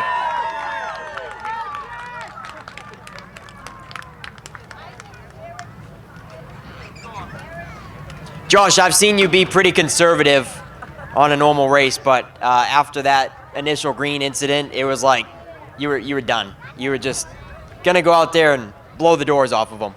Once that happened, I had no mercy at all. No mercy. The first thing I want to say is happy birthday to my awesome mother. And happy birthday. Any sponsors you want to thank? Yeah, I'd like to thank Rana Cook, Custodial Crew, Barnyard Automotive, Wooden Sons, Troy Bean Trucking, Coastal Race Fabrication. Probably missing one, but I don't know. And he went 3 wide to do it. I've never seen him go 3 wide before. He's pretty conservative usually, but he was steaming out the ears after that incident. So nice job, Josh Hall. On to second place, Reed Reno. That's a career best for you, right? You got third on opening day, I think? Yep. So second place run. Who do you want to thank on the 77 machine? Makos Excavation, Creative Play, Child Care, Arenas Excavation, Bob Berry Concrete, 3 Blondes Boat Work, AAA, Northern New England, Marty Hill and Sun Painting, JBRH Construction and Concrete, and DAR Construction. You have fun out there? She got a little squirrely on a few occasions. Were you nervous? Yeah. Nice saves out there by Reed Reno. And then on to Jack McKee, his career best run. Jackrabbit. Nice comeback after the early race incident. I bet you were a little bit upset about that one. Yeah, I accidentally missed a shift on the start. They got into the back of you hot and heavy. But a nice rebound for third place. Who do you want to thank on the 28 machine? I want to thank Mom and my brother and Mossy Ledge Spirits, Cervasis South Grill, CN Newcomb, Tryon Armory, Bentley's, Frost Garage, and I want to thank the sponsor who sponsored this race. Oh, yes. This is Brackett's Market. So, nice job. They call him the Jackrabbit with his career best third place run. All right, thank you very much, Nick Huff. We'll finish things up there in Coastal Auto Parts Victory Lane, and the pace car ready to pick up our final division of the night. It is for the Goslin Insurance Group Super Streets. Flagman Nate Sennett turns them loose. Here we go.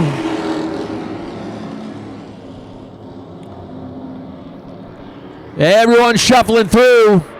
A little accordion effect on the outside, kicks a couple cars back. But Morris Young coming back in the 03. Bubba Pelton thought he had a piece of the lead, but Morris comes back to grab it back from him. Pelton will settle into second. Nick Morton is in third.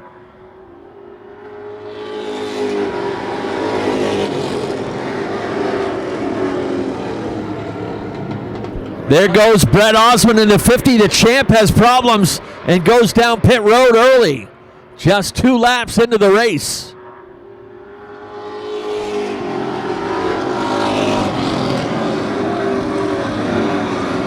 Lead trio looking strong. Then you go back to the 4th place car of Keith Drost. He's leading the next group with Noah Haggett behind him in 5th. Kevin Sherman 6th.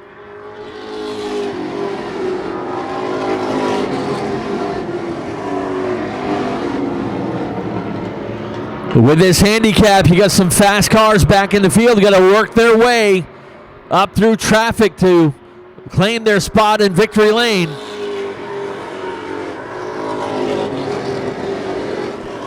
Keeping an eye on a couple of those right now. Ryan Ripley and Josh St. Clair hooked up on the outside. Ripley 7th, St. Clair from the back of the field already up a few spots into 8th.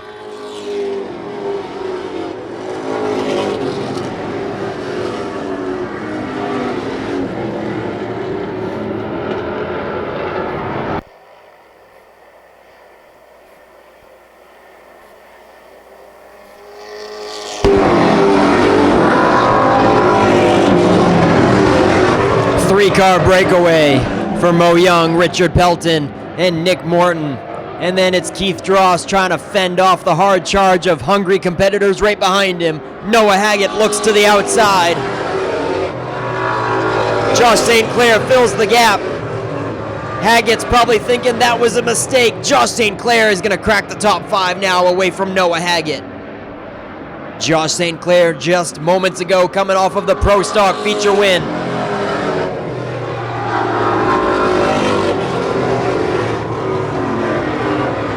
Maybe I spoke too soon. Haggett is starting to make it work a little bit on the outside, but a bad corner 2 exit right there gets him a little sloppy on the backstretch.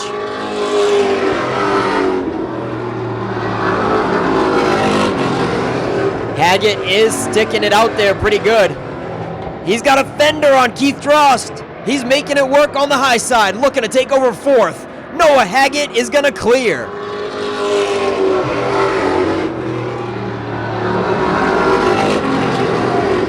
Josh St. Clair goes from the bottom to the top, and he'll move around Keith Drost as well to crack the top 5. Now it's Ryan Ripley working on the high side of Keith Drost.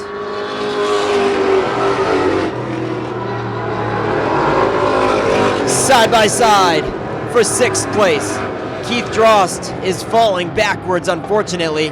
Ryan Ripley is about to take that position away in the 09. Back to the front. It's Mo Young still over Bubba Pelton. And Nick Morton having a heck of a run, ladies and gentlemen.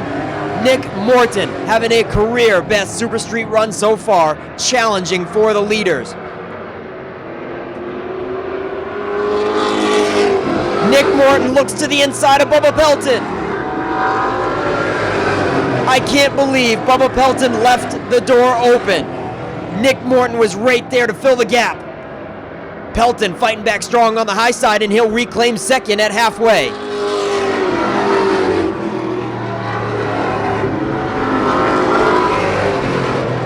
Once again, Pelton a little sloppy out of corner 2. And Morton is right there to fill it. Contact is made going into 3. Sparks are flying, but they gather it back up.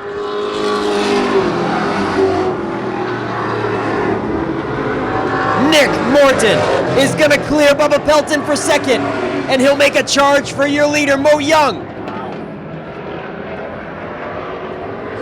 First career podium ever.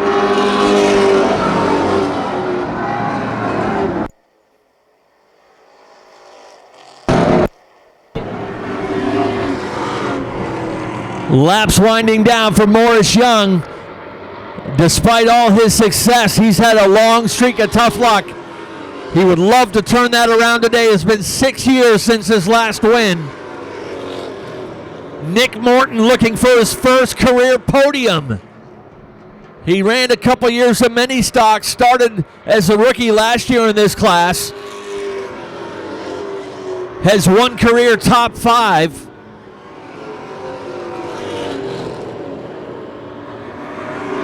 Morton actually starting to close the gap to the race leader. 10 laps to go this time by.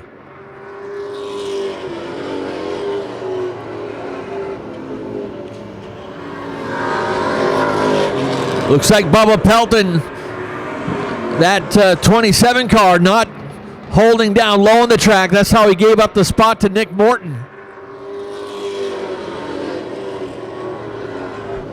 Noah Haggett, the rookie in the 54,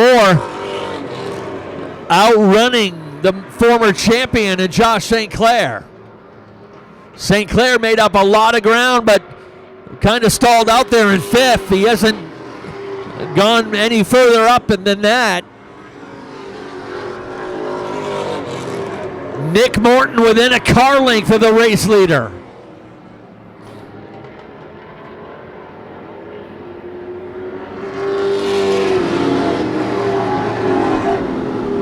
Morton peaking on the high side. He's got a wily veteran up in front of him. Morris Young knows all the tricks.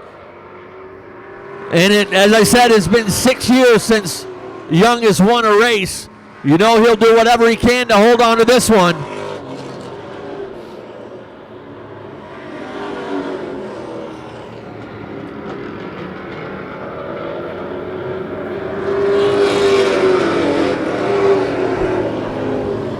inside the final 5. Does Nick Morton have anything for Morris Young? It pulls up tight to the rear end once again.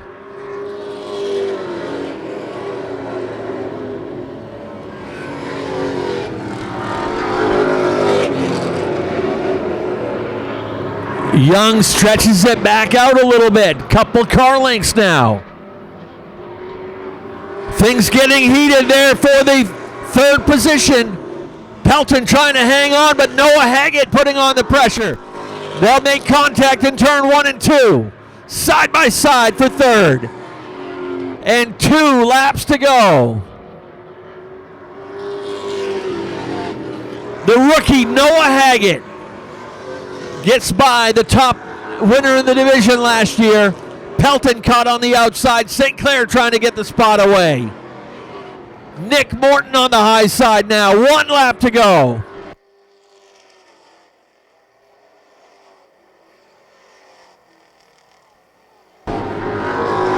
Wheel to wheel. Morton's got a tire up alongside. Sends it into turn 3 and 4. Here they come out of turn 4. Morris Young gets the win.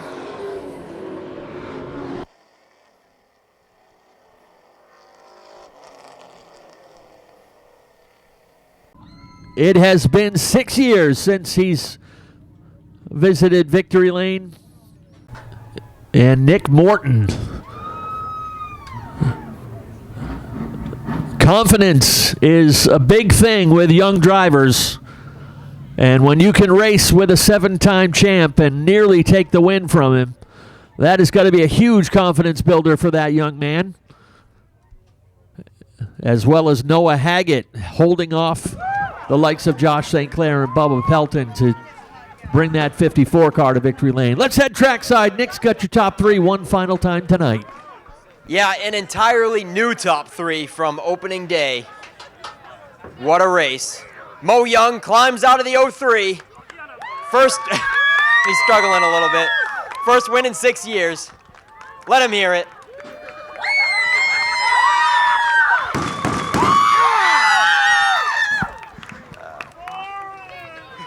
Mo, did you know you had that many fans? You got a huge fan section tonight. I've had a lot of fans over the years, and the last race when guys announced me, and I see there's still a lot of them here, and I'm glad to put on this tonight. Wow, this is my first Super Street win ever right here, so mission accomplished. I'm a happy man right now. I gotta thank James and Whitney, main roofers, Jeremy, Dustin, all the guys over in the pits, Jeff, Mike Hodgkins and I, we're good friends. We shared a few notes, and we got something. We're going to see you here on a weekly basis this year? Oh, yes. Oh, yeah. Nice run for Mo Young. First ever Super Street win, and first win in 6 years. Oh, man. I think we're going to keep the emotions rolling with Nick Morton's second place run. Nick, what on earth did you do to this car? I don't know, man. We struggled all year last year with this thing. I was trying to learn how to drive it, how to work on it. We've just, everybody's so helpful, man. Congratulations to Morris. He ran a really good race. He was starting to get loose. I thought I could get him, but I didn't want to hit him. That was the last thing I wanted to do. Well, Mo's won 6 championships or 7 championships here. I think he's a hell of a wheel man. I got so many people I got to thank. Mo's Customs, my dad right here, he does a lot for me. I got to thank Ken York Inc., GRH and Sons Storage, Palmer's Property Care. Norman's here tonight, so we put it in Victory Lane for Norman. T&L Automotive, Logan Melcher, my man. Tyler Bailey, he's my spotter. He does an awesome job. I'm going to forget someone. I'm just so excited to be up here, man. We got some Super Street race, man. How about that? Oh, yeah. First podium, and let alone a second place run for Nick Morton. And like he said, he went to the outside of Mo Young, didn't want to punt him up off the bottom, and did it respectably. Wow. How about third place? Noah Haggett with his first Super Street podium as well. Noah, man, you were looking good out there. Did you have fun? Oh, yeah, a lot of fun. Getting some guys up off the inside? Yeah, he was loose, and I didn't want to wreck him, but he opened up the bottom just enough for me to slide it in there, and yeah, so. Oh, it was all fair game. Who do you want to thank on the 54 car? I got a lot of people to thank. I got a list right here. First off, I got to thank my dad because without him, I wouldn't be here, and he bought the car and lets me drive it. And then I want to thank everyone who helped me in the pits, my uncles and everyone else, and I got to thank Tom Cost. He buys all the tires for this. So, and then all my sponsors: K&A Property Services, Laid Back Lumber, Ace Wall Service, Coastal Automotive and Welding, Red's Eats, Bath Wiscasset Napa, Coastal Race Fab, the Cubby Hole Sports Pub, Ideal Portable Toilets. All right, that's gonna do it. Noah Haggett and Nick Morton with their first Super Street top threes. Wow, what a night! Congratulations, Mo Young. And it's been a great night for sure. We'll send it back up to Ken Minot to send us home safely. All right, thank you very much, Nick Huff. Congrats to our top three down there in Victory Lane. Good to see 3 new cars down there celebrating this evening. Congrats to Mo Young on his first Super Street win, first win overall in 6 years for the multi-time champ, and a couple new faces. Good to see fresh blood down there in Victory Lane as well. Great job from the Super Streets. Great job, everyone, tonight. Want to thank you guys all for packing the stands once again here at Maine's fastest track. The only question we always ask you is next time you come back, bring somebody new that has not been to the races in a long time or maybe not at all. Introduce them to how fun this is, how affordable it is for you and your family, and let's pack this place again next Saturday night. One final time on behalf of Richard and Vanessa Jordan and the entire staff here at Wiscasset Speedway, have a great rest of your weekend, and please travel safely. Good night.